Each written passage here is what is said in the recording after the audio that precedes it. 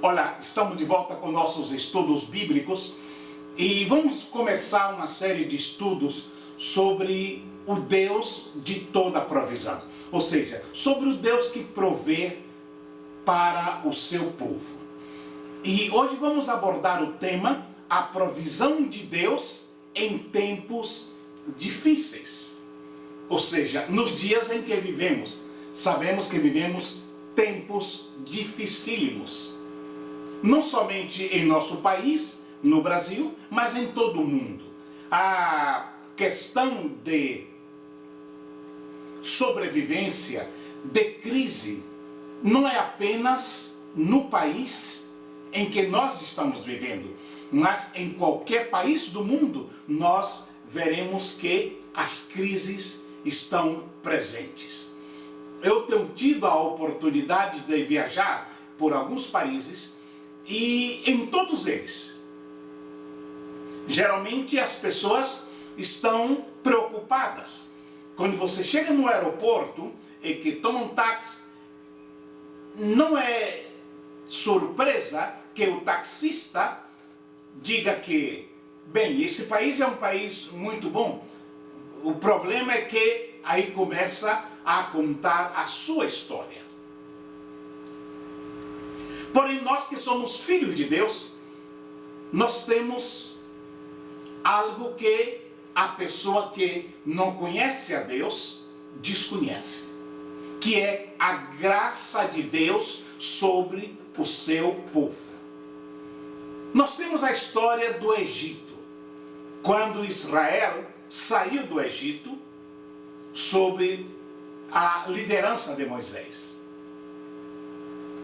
Após ter saído do Egito e cruzado o Mar Vermelho na direção de Canaã, não demorou muito para que Israel começasse a descobrir o que muita gente não percebe durante a vida inteira, que é impossível viver sem a graça de Deus.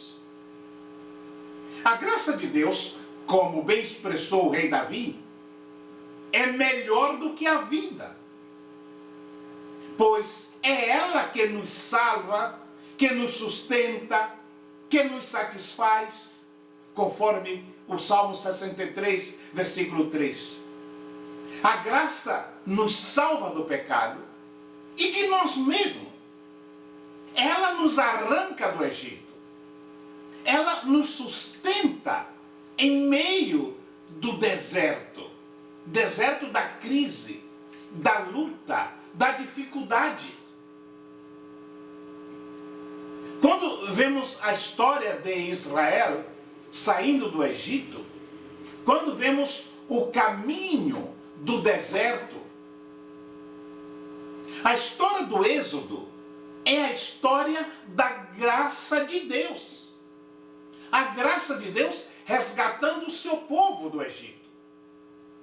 E não somente resgatando do Egito, mas sustentando-os pelo caminho do deserto até a terra de Canaã. Sem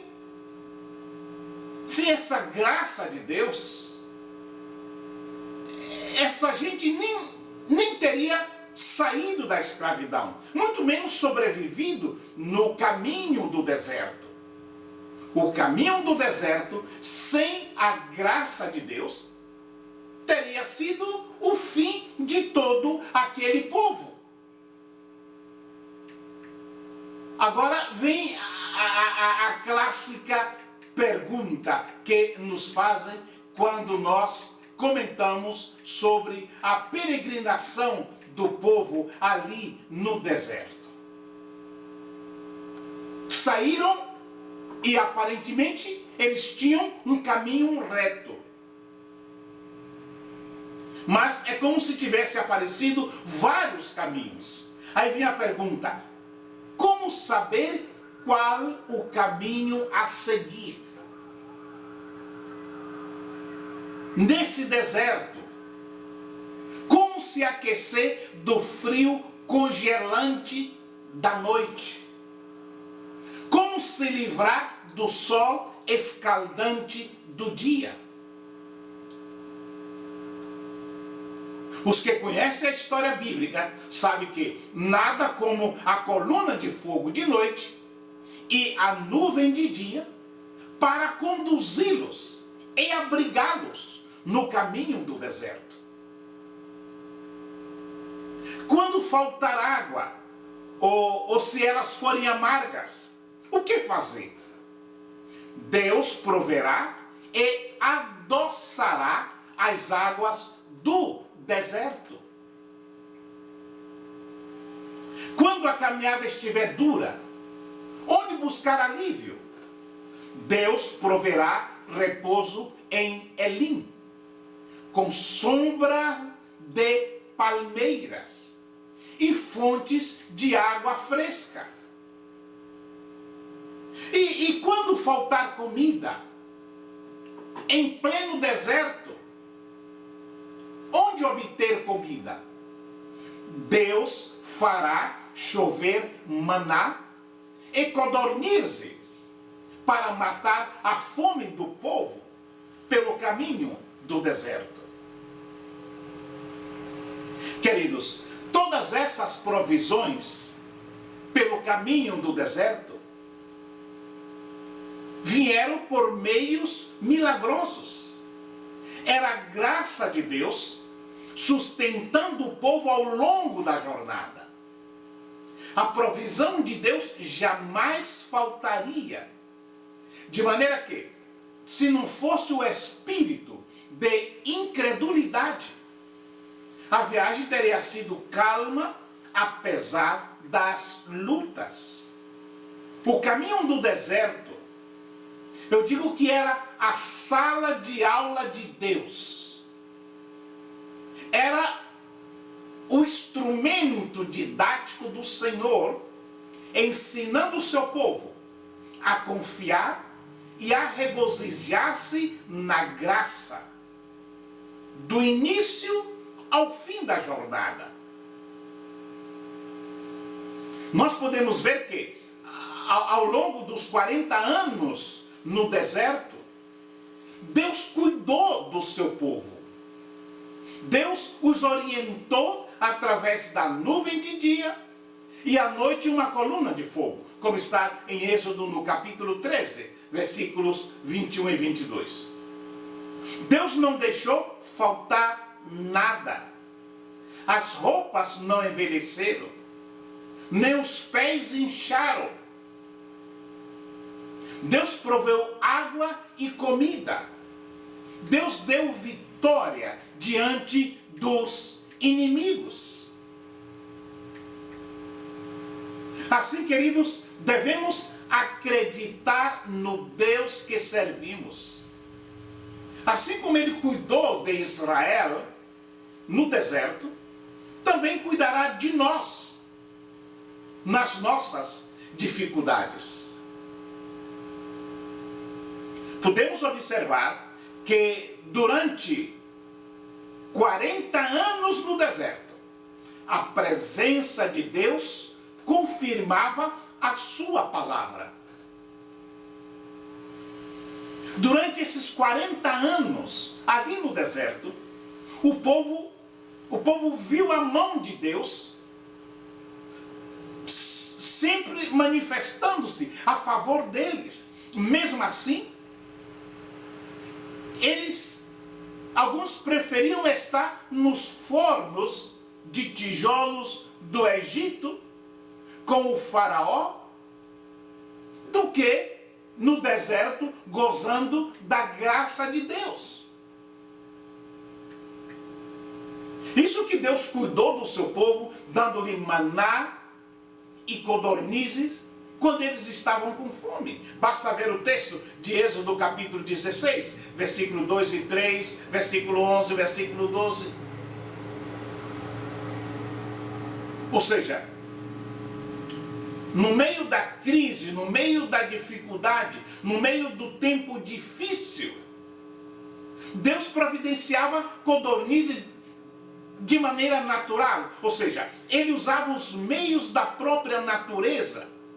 Porém, a maneira pela qual ele providenciava o maná, era de fato algo completamente milagroso. Esse maná que vinha do céu. E é bom lembrar, meus queridos, que a igreja tem o seu maná diário, que é Cristo. Pois ele disse que ele é o pão da vida que veio do céu. Não devemos esquecer esse texto de João capítulo 6, versículo 51, e também o versículo 35.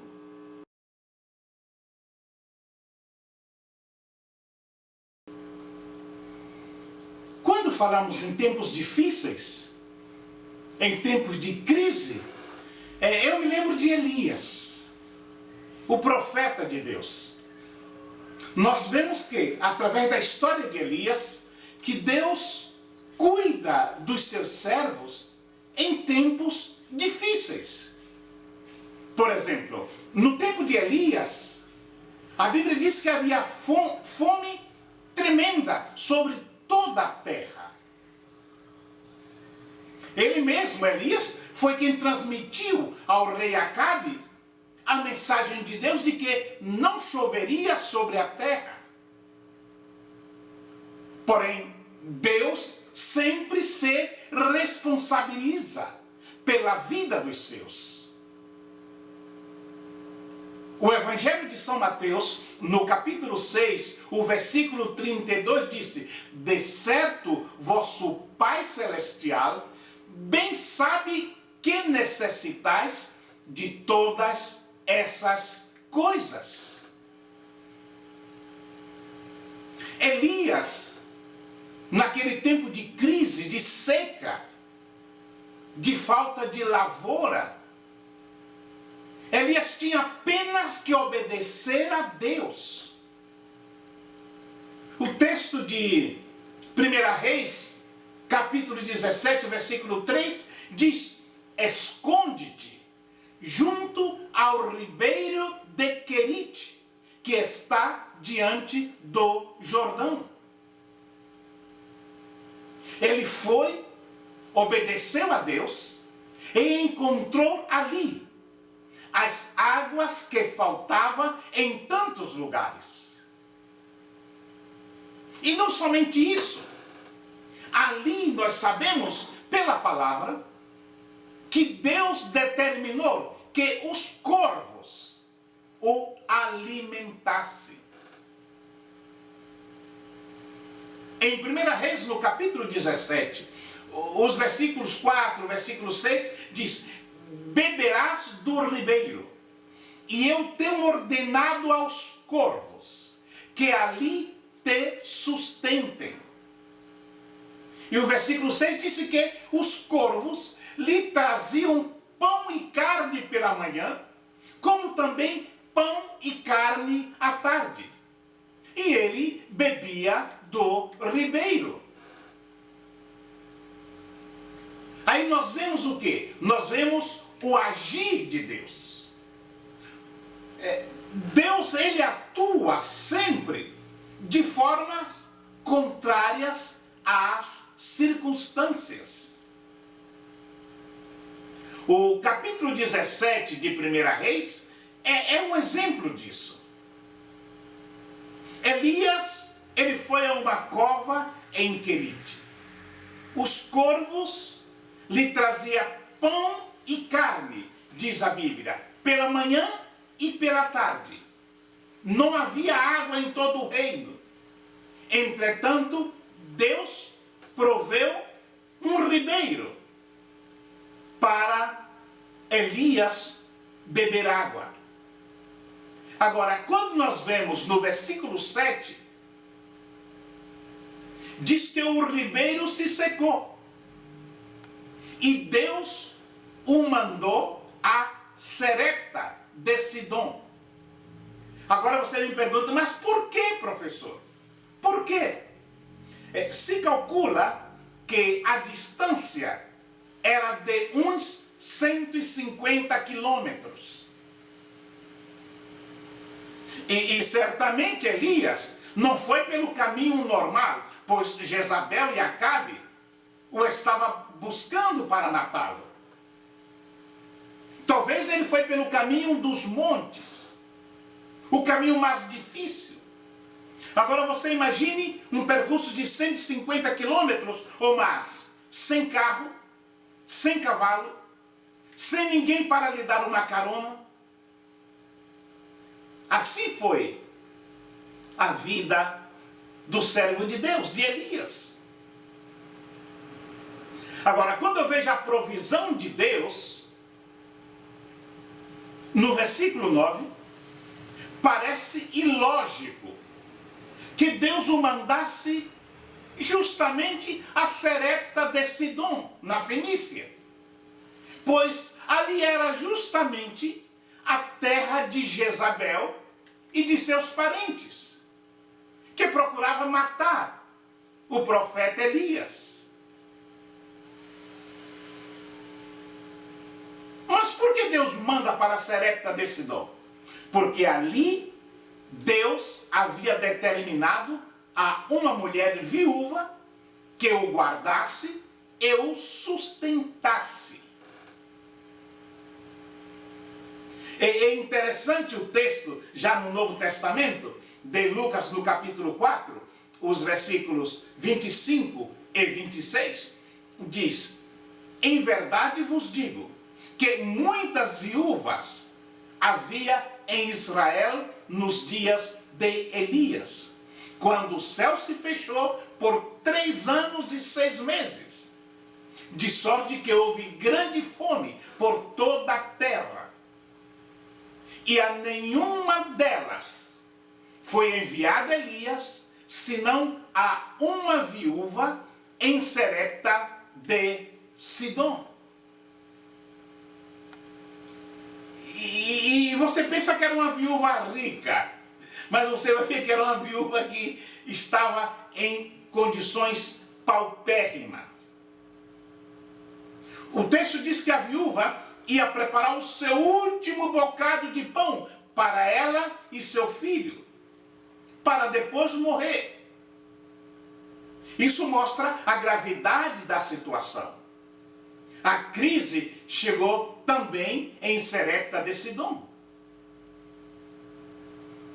No capítulo 17 de 1 Reis, o versículo 10 diz: levantou-se, pois, e foi para Serepta. Chegando ele à porta da cidade, eis que estava ali uma mulher viúva, apanhando lenha. Ele a chamou e lhe disse: traze-me, peço-te, um vaso com um pouco de água para eu beber. Ou seja, há uma série de coisas que aconteceu na vida de Elias que parece que não bate, parece que não tem sentido. Ou seja, tudo que Deus faz parece ilógico. Primeiro, Deus manda a uma cova e não a uma casa ou a um hotel. Deus provê um ribeiro e não um rio caudaloso. Deus manda um corvo, nós diríamos hoje um urubu, para servir Elias e não um garçom. Deus depois o manda a Serepta e não a um lugar amistoso. Em quinto lugar, por fim, Deus manda uma viúva e ainda pobre, ou melhor, mais do que pobre, estava em um estado de lástima, de miséria. E a provisão de Deus nunca é como nós pensamos. Nunca é como imaginamos chegar aquele caminhão de supermercado, deixar aquelas compras para um mês e desaparecer. Não. E o caso da viúva é interessante porque depois de tudo que ela fez, do versículo 17 até o versículo 21, tem uma história sobre essa viúva que diz que, depois destas coisas, aconteceu que o filho daquela mulher, a viúva, a da dona de casa, e a sua doença, ele ficou doente e a sua doença se agravou.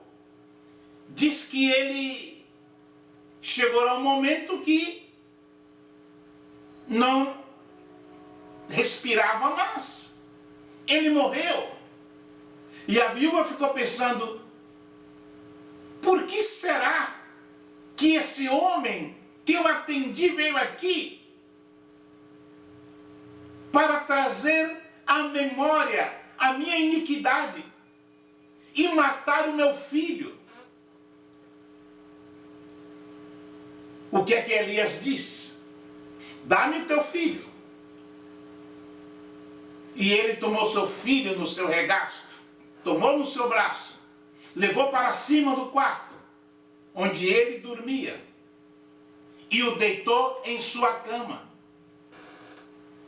E o homem de Deus, clamando ao Senhor, disse, Senhor meu Deus, até sobre esta viúva que me hospeda, trouxeste o mal, matando-lhe o filho? Então se estendeu sobre o menino 3 vezes, e clamou ao Senhor, dizendo, Senhor meu Deus, faze que a vida deste menino torne e entre nele. Ou seja, a crise prova também a fé dos servos de Deus.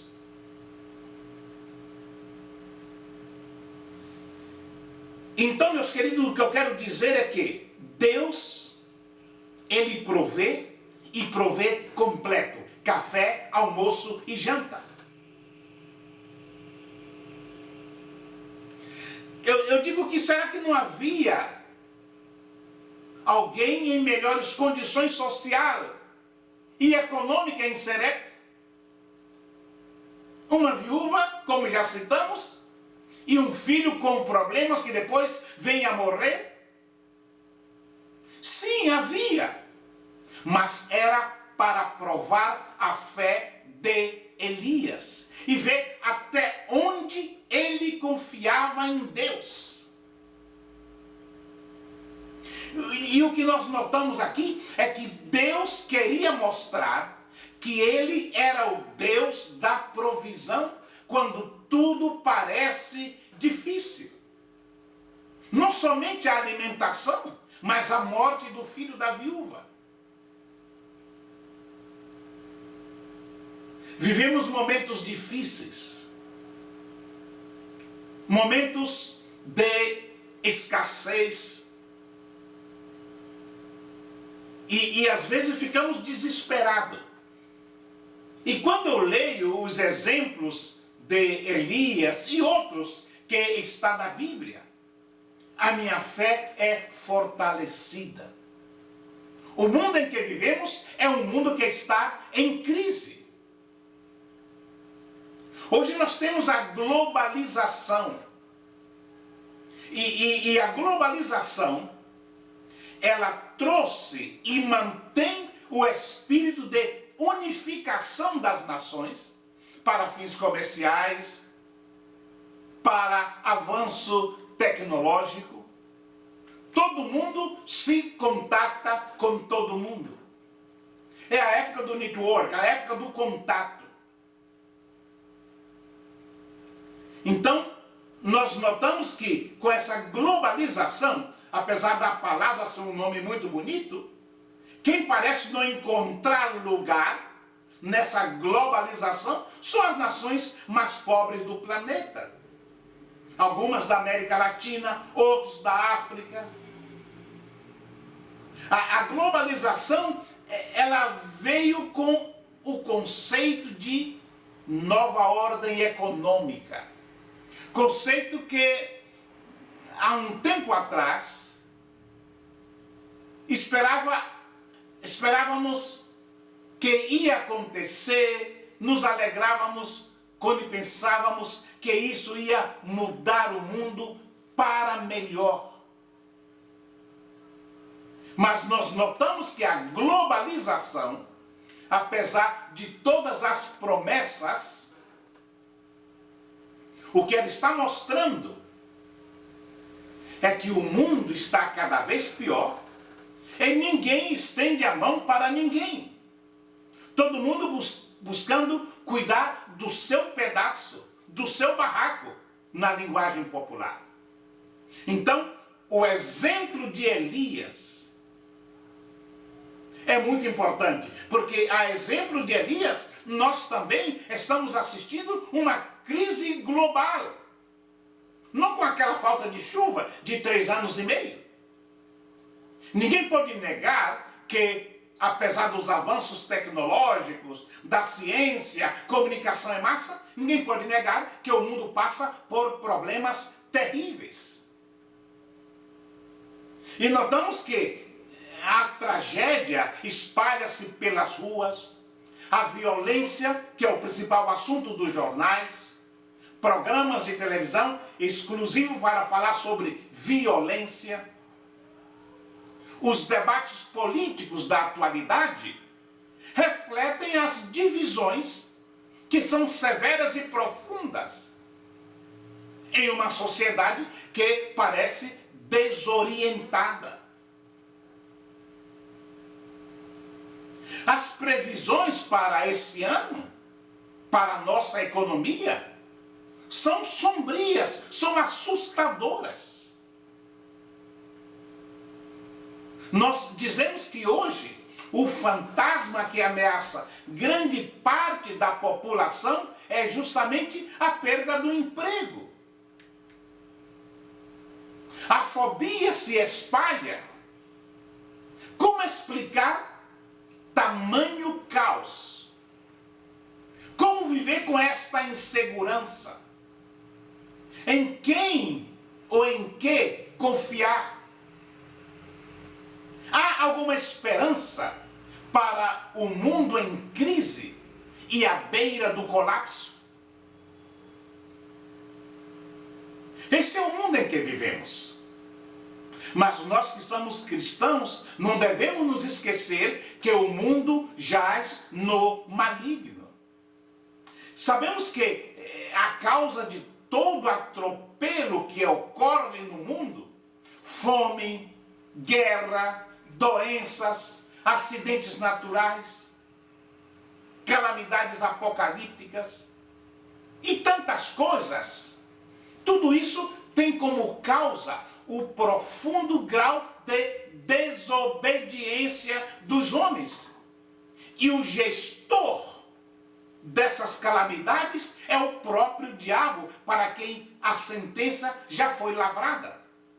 Sabemos que ele irá terminar os seus dias no fogo eterno. Hoje também nós vivemos em uma sociedade centrada no homem. A sociedade antropocêntrica. Vivemos então um período em que o antropocentrismo prevalece. A palavra antropo significa homem e antropocentrismo traz a ideia do homem como centro de tudo. Alguns fatos ocorridos no passado, quando olhamos na Bíblia, poderiam ser vistos como uma ficção e o nosso tempo como realidade. Por exemplo, a Torre de Babel. Quando os homens disseram, façamos um nome para que não sejamos espalhados sobre a terra.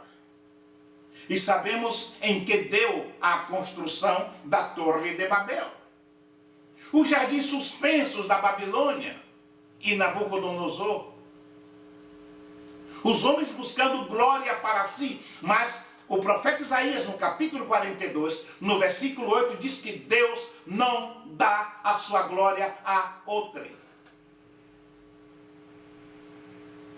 No Novo Testamento, nós temos o discurso de Herodes, que inchou-se diante dos aplausos e gritos de que a sua voz era a voz de Deus e não de homem.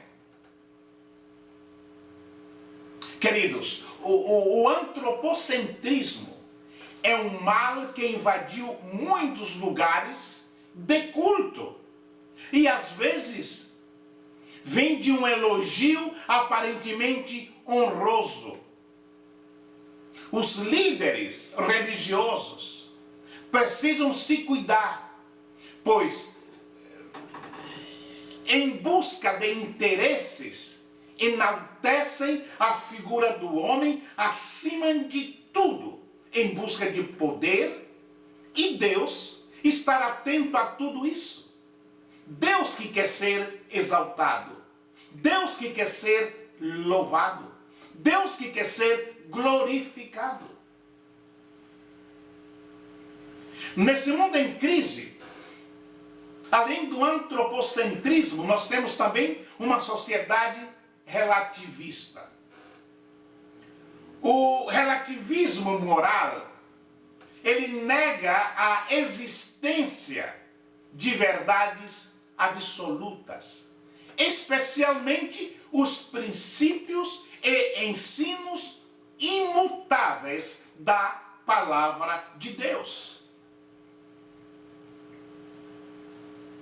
Em muitos escritos, inclusive na lição da Escola Bíblica Dominical, o autor esclarece bem o sentido do relativismo. E basta uma leitura para ver que vivemos um tempo em que o certo e o errado se misturam. E pior ainda, em se tratando de questões relativas a Deus, e principalmente a sua palavra, o homem se torna culpado pelo transtorno causado quando em muitas igrejas os valores cristãos estão pervertidos e não há qualquer respeito à verdadeira orientação da palavra de Deus. Então, as necessidades em um mundo em crise estão patentes. E Jesus, através do seu ensino, ele nos ensina sobre as nossas necessidades. Ora, sabemos que todas as pessoas, no percurso da vida, enfrentam dificuldades e passam por alguma necessidade.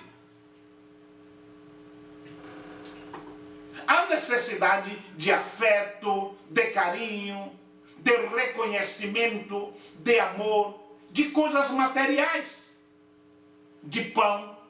E Jesus ensinou aos seus discípulos: no mundo tereis aflições, mas tende bom ânimo, eu venci o mundo. Isso em João capítulo 16, no versículo 33. Jesus começou o seu ministério no deserto. Ali Jesus foi tentado por Satanás nas coisas em que nós somos tentados como homens. Isso é o que nos diz o texto de Hebreus no capítulo 4, no versículo 15. Ele teve fome, segundo Mateus capítulo 4, versículo 2. Ele teve sede, nós vemos em João capítulo 19, versículo 28. Cansaço, em João capítulo 4, no versículo 6. Ele enfrentou uma dura batalha contra o tentador, Satanás, mas no poder do Espírito Santo, ele venceu tudo. Esse mesmo Espírito Santo está em nós. São Paulo diz que nós somos templo, morada de Deus em espírito. Então, meus queridos, as necessidades, as crises, as dificuldades que existem em todo o mundo, nós, como cristãos, passamos por ela. Ainda que alguns dizem que nós não vamos ter ter dificuldades quando viemos a Jesus. Isso não é verdade. A Bíblia diz: nesse mundo tereis aflições. Mas adiante diz que muitas são as aflições do justo. O que nós necessitamos é confiar em Deus. Ainda que passemos pelo vale da sombra e da morte, não passaremos só.